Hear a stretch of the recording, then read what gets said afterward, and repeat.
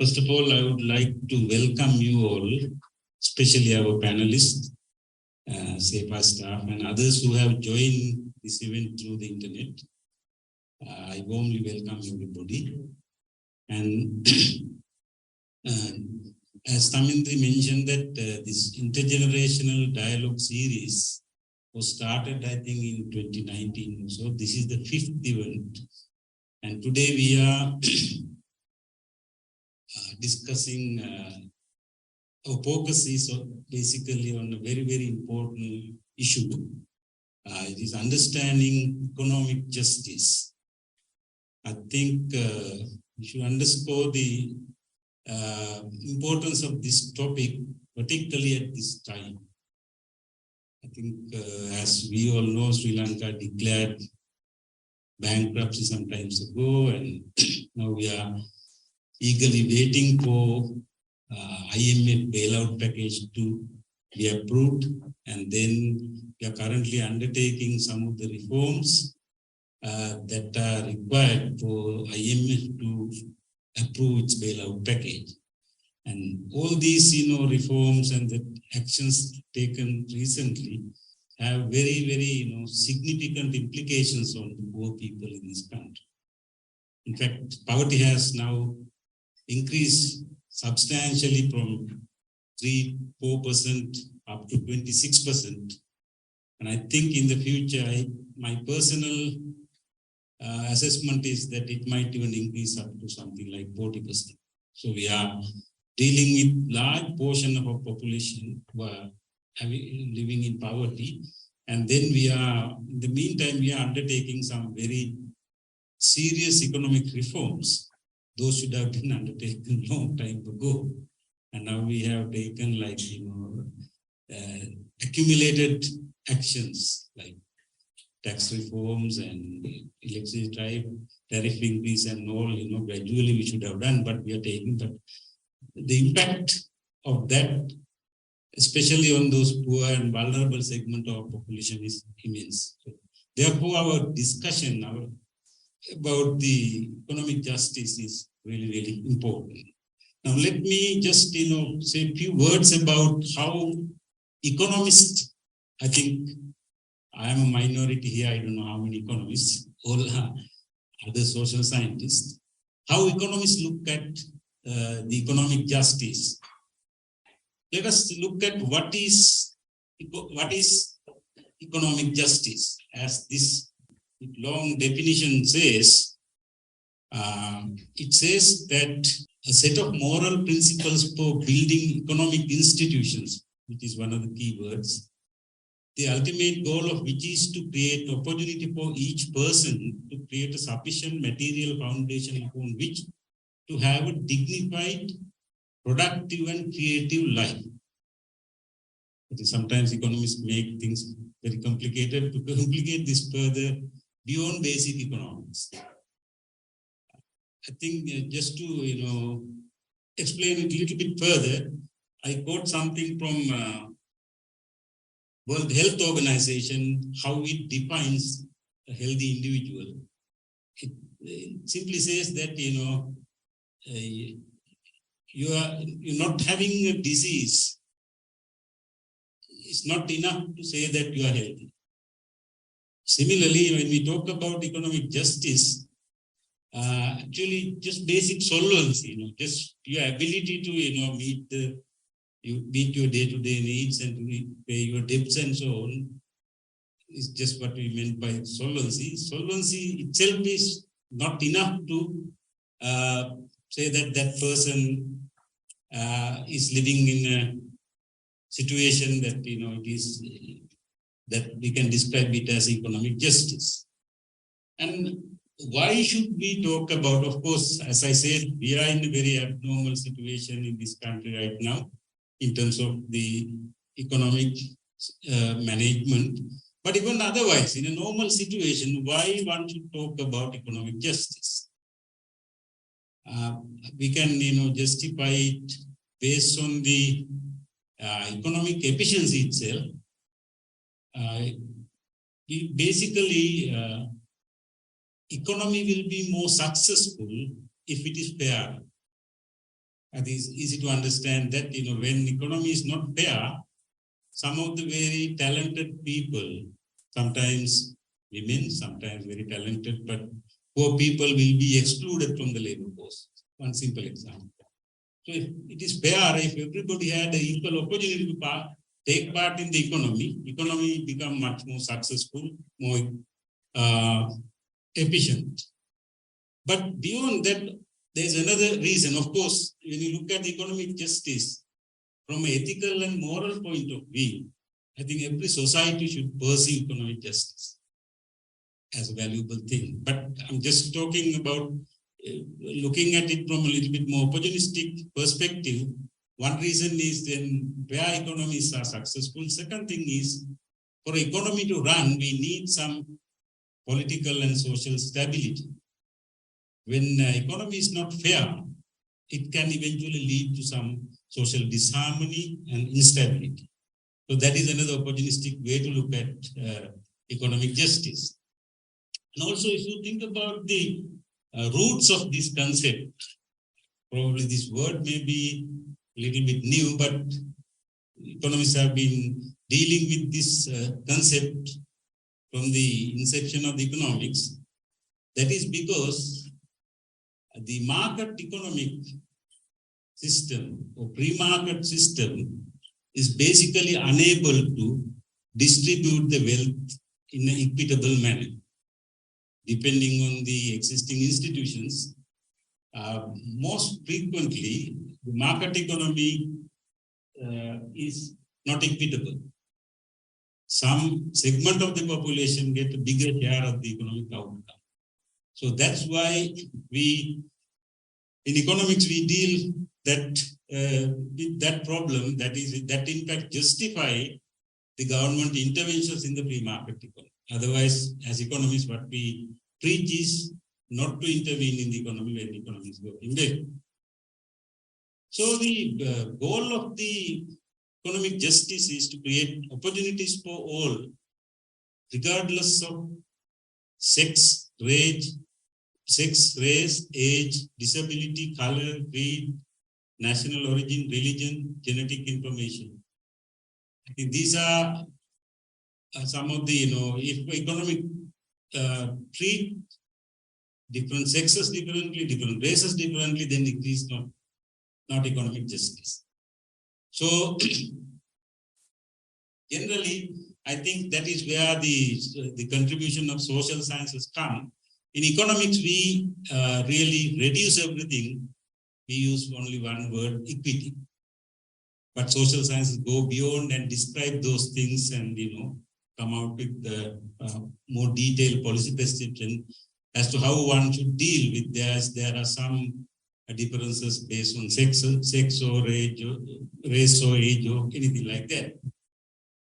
And also, some of the basic principles to ensure economic justice are things like universal basic income, income equality, equal opportunities for employment, equal access to credit.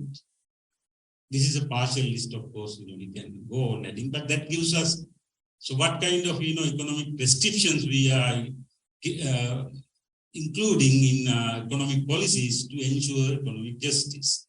In terms of policies, most common policies that justify, that, ensure economic justice include things like progressive taxation, minimum wage, diversity inclusion, and also any kind of universal basic income related interventions like, targeted cash distribution or subsidies and things like that. This is how the economic policies are attempting to do, ensure the economic justice. Now, if you look at this approach that I have described so far, actually that approach is, I would tag this as a kind of, is built on the concept of entitlement. And also this is the policies that I have discussed and so on, and this description of the economic justice is fine when the economy is running well. I mean, for a matured market economy, which is doing well, I think the way I describe economic justice is okay. But when you look at the economy which is in a distress like ours, we should go beyond this concept and think about economic justice slightly differently. But not forgetting about those, but I said we have to add a couple of more elements to economic justice. But before that, before I get into that, I also would like to, use these two keywords. When we talk about economic justice, we can talk about intragenerational justice and intergenerational justice. Now, all what I have described so far is about intrageneration. Within our generation, how we make sure that economic outcomes are distributed in a reasonably equitable manner. But when it comes to the intergenerational equity, actually we are getting into a slightly different subject. We are talking about environment and climate change. Now, the present generation's resource utilization will have an impact on the future generations. I mean, this is a subject in itself, we can have a separate session. So, but basically, our generation has an obligation to leave sufficient amount of natural capital.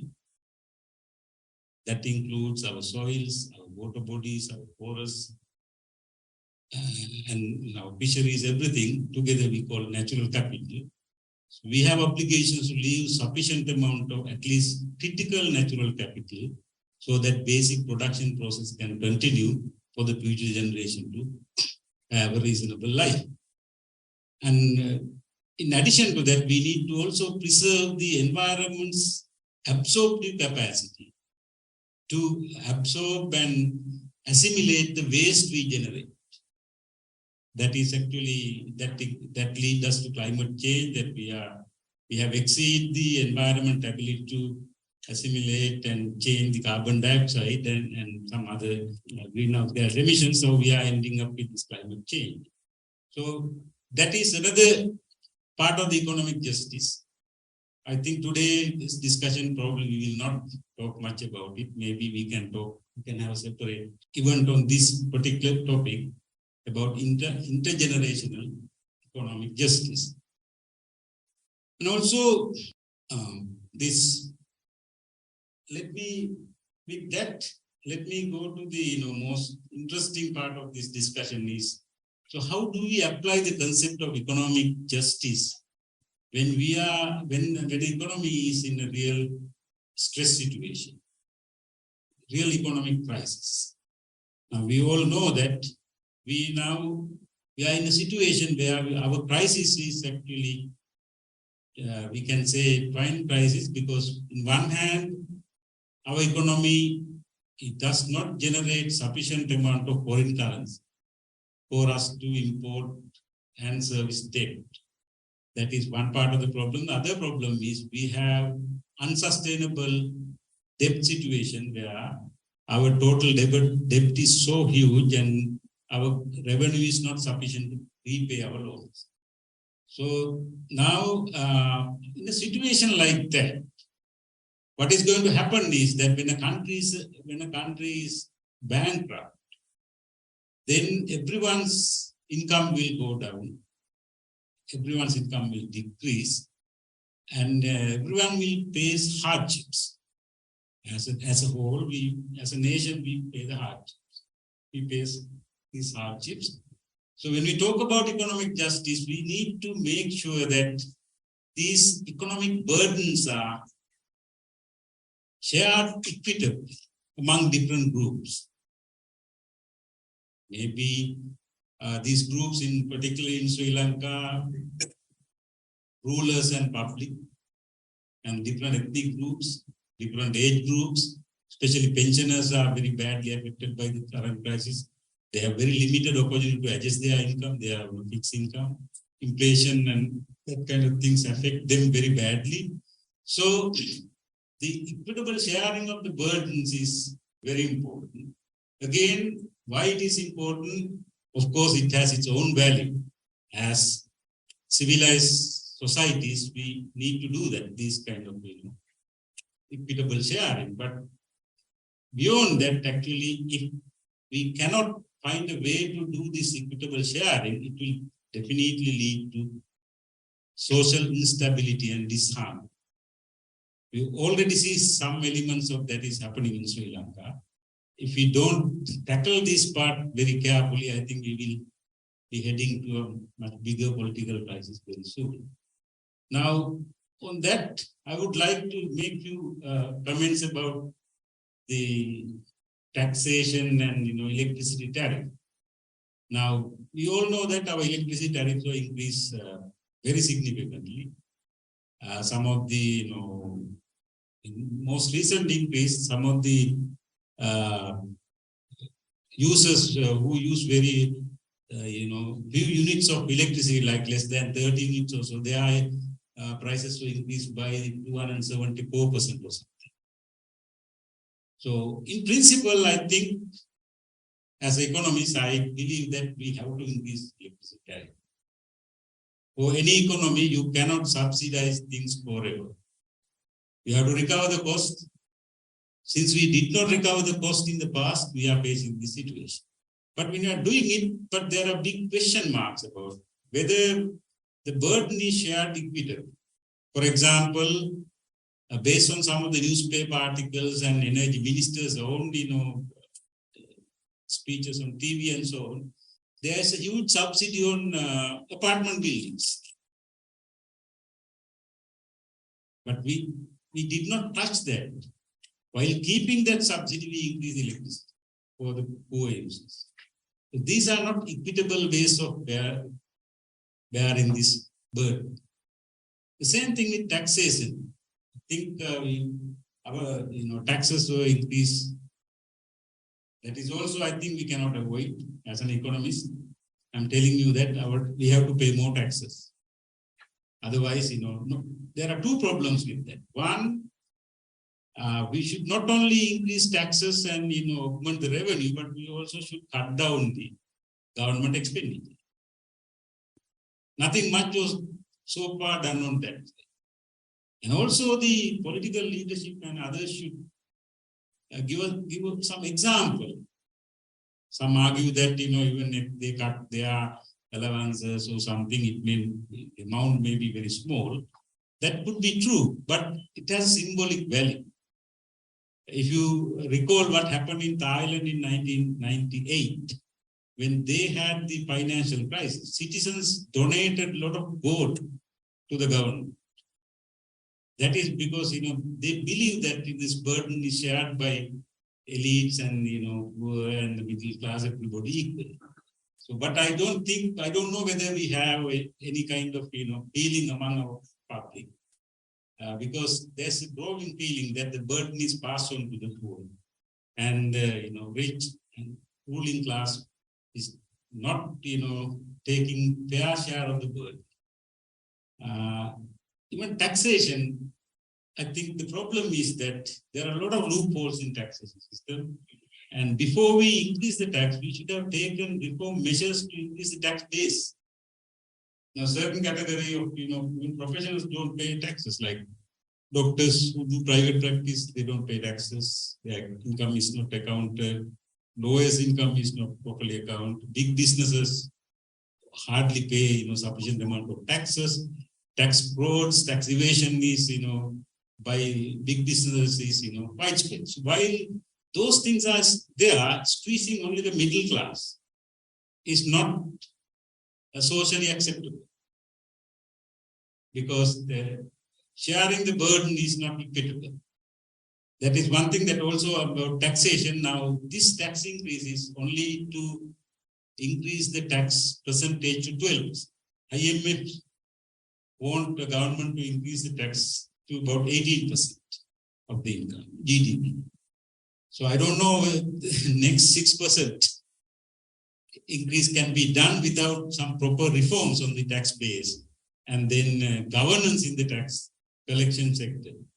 the revenue department and various agencies involved in tax collection, I think there are a huge amount of reforms need to be undertaken on governance. And the second issue is the accountability. Now we know that our economy was mismanaged. Who is responsible for it? I mean, if something goes wrong somewhere, I think there should be somebody accountable.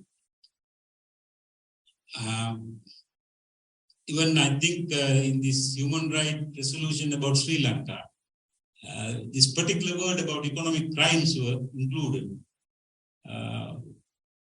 The idea behind this inclusion is that there should be some justice on this, because if somebody purposely mismanage the economy, I mean, here I would also want to say this, because sometimes when you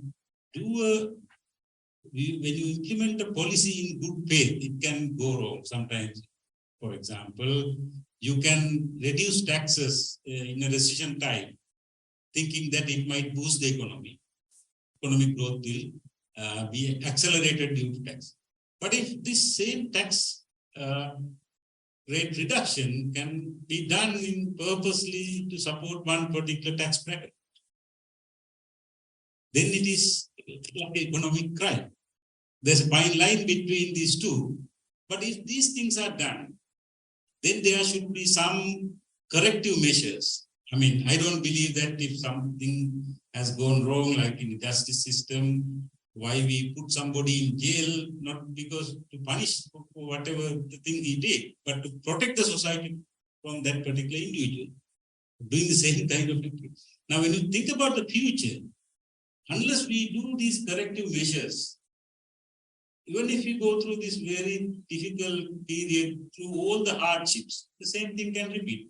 Unless we correct those problems and create certain institutionalize some measures to increase the accountability of the policymakers and also the government machinery that is implementing these policies, I think we will get back to the same situation.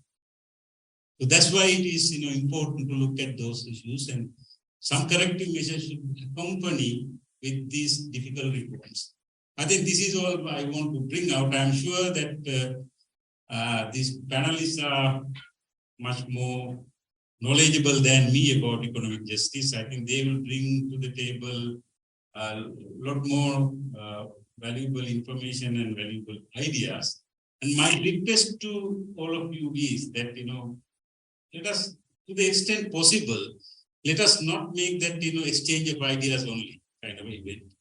If we can come out with some kind of, concrete suggestions, at least certain directions where we can, really enhance the economic justice and that ensure that poor is not completely destroyed in this country during next 4 or 5 years of hard reforms. So with that caution, I thank you everybody, and I wish you a very productive discussion.